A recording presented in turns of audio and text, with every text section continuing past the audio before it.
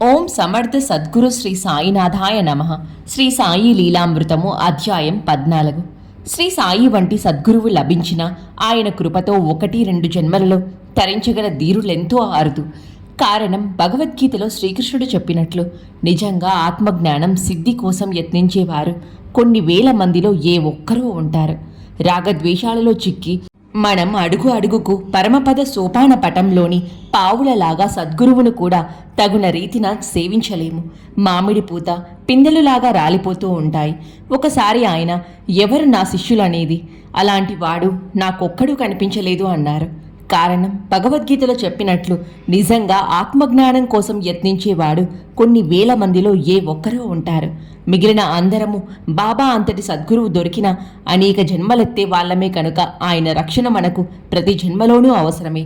అది అందించగలగడమే ఆయన విశిష్టత. శ్రీమతి తార్కాడ్తో ఒకరోజు బాబా, ఎన్ని జన్మలలో మీతో ఉన్నానో ముందు జన్మలన్నింటిలోనూ మీతో ఉంటాను. మనం మళ్ళీ మళ్ళీ కలుసుకుంటాం.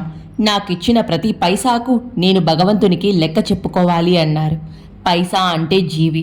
భగవత్ అనుగ్రహము లేక సాయిని ఆశ్రయించలేము.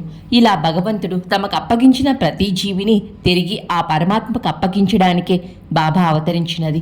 అందుకే ఆయన నేనెవరినీ మధ్యలో విడువను, చివరికంటూ గమ్యం చేరుస్తాను అన్నారు. బాబా తమ పూర్వజన్మ వృత్తాంతాలు ఇలా చెప్పారు. నేనొకప్పుడు గుడ్డలు తలపాగా, పట్టు వస్త్రాలు, తివాచీలు నేసేవాణ్ణి. ఇన్ని పనులు చేసినా తిండి కూడా గడిచేది కాదు. బాల్యంలో నేను శాలువలు నేసేవాణ్ణి. నా నేర్పితనానికి మెచ్చి నా తండ్రి 5 రూపాయలు బహుకరించారు. నేనొకసారి బాల్యంలో వృత్తికై అన్వేషించి బీడ్ అనే ఊరిలో జరీ అంచు వస్త్రాలు నేసే పని సంపాదించాను.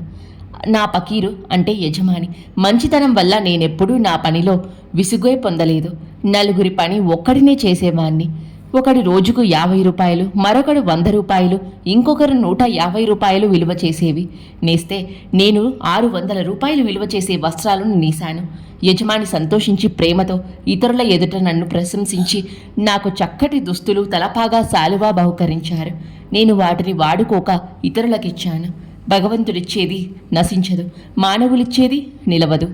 ఆయనే ఒకసారి నేను ముందు జన్మలో కబీర్ను, నూలు వడికేవాడిని అన్నారు. కబీరు సద్గురుగా అవతరించి యోగ సాధనకు సంకేతంగానే ఆ వృత్తి చేశారు. గురుసేవను, ఆ వృత్తిని కూడా త్రికరణ శుద్ధిగా మరెవరూ చేయలేనంతగా చేసి గురువనుగ్రహంతో సాటిలేని పూర్ణత్వాన్ని సాధించమని సాయి భావమేమో. ఒకటి మాత్రం నిశ్చయం, ఆయన ఎన్నో జన్మల క్రిందటనే మహనీయుడుగా ఉన్నారు. నేనొకప్పుడు 4000 మందిలో ఉండగా ఆ ప్రాంతంలో అంటువ్యాధి చెలరేగింది. భయపడిపోతున్న ఆ జనంతో నేను బ్రతికుండగా మీలో ఎవ్వరినీ మరణించనివ్వను అని అభయమిచ్చి రక్షించాను అని ఆయనే చెప్పారు. కొన్ని జన్మలలో వారు కూడా మహనీయులను సేవించారు.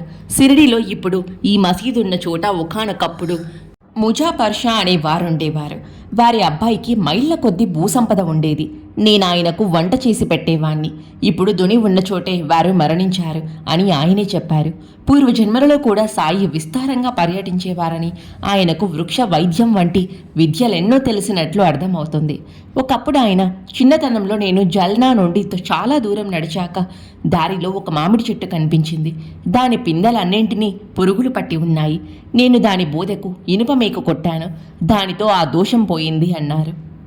ఈ జన్మలో కూడా లెండిలో ఆయన ఒక రావి మొక్క, 2 వేప మొక్కలు నాటారు. రావి మొక్క ఎంతకు ఎదగలేదు. ఆయన నిత్యము దానికి స్వహస్తాలతో అటూ ఇటూ వంచేవారు. తరువాత అది ఎంతో ఏపుగా పెరిగింది. ప్రతి జన్మలోనూ సాయి మాత్రం ధర్మం ఎప్పుడూ తప్పలేదు. అది లోకానికి విరుద్ధంగా తోచినా లెక్క చేయనూ లేదు.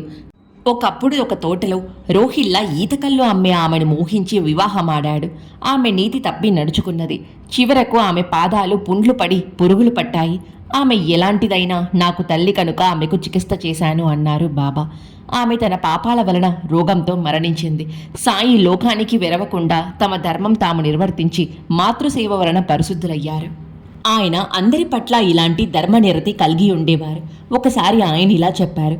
ఈ ప్రాంతంలోని పాటిల్ తరచూ నా వద్దకొచ్చేవాడు. అతనికి 12 మంది భటులుండేవారు. మరొకసారి అతనితో భేదాభిప్రాయం కలిగి అతనిపై పడ్డప్పుడు నేనతనికి తోడ్పడ్డాను. ఒకసారి వాళ్ళు అతన్ని బలవంతంగా ఒక నగరానికి తీసుకుపోతే నేను జోక్యం చేసుకొని అతన్ని విడిపించాను. మరొకప్పుడు ఆయన ఇలా అన్నారు. సోదరులిద్దరం ఒక మార్గాన పోతున్నాము. నా సోదరుడు ముందు పోయి క్రూర జంతువుల పాలైనాడు. ఐదారుగురు వచ్చి నీ సోదరుడేడి అన్నారు. జరిగింది చెప్పి అతని శరీరం మీద వస్త్రం కప్పానని కూడా చెప్పాను. వారు నా మాట నమ్మక వారిస్తున్నా వినకుండా నా సోదరి కోసం వెళ్ళి ఆ జంతువుల పాలయ్యారు. తర్వాత స్థూలకాయురాలైన ఒక స్త్రీ కూడా నా సోదరుని వెతకబోయింది. ఆమెకు అదే గతి పట్టింది. ఆమె శవం మీద గుడ్డ కప్పి ముందుకు సాగిపోయాను. జ్ఞానం కావలసిన వారు ముందుకు పోతారు, కానీ ముందుకు పోవాలి అని ఆరాటపడేవారు సిద్ధుల కోసం ప్రాకులాడేవారని అర్థం. అలాంటి సాధకులెందరో సిద్ధులనే క్రూర మృగాలు బలయ్యారు. ఆయన మాత్రం తొందరపడక భద్రంగా ముందుకు సాగిపోయారు. వారు హెచ్చరించినా ఆ సాధకులు వినలేదు. ఇది పరమార్థికమైన కథ.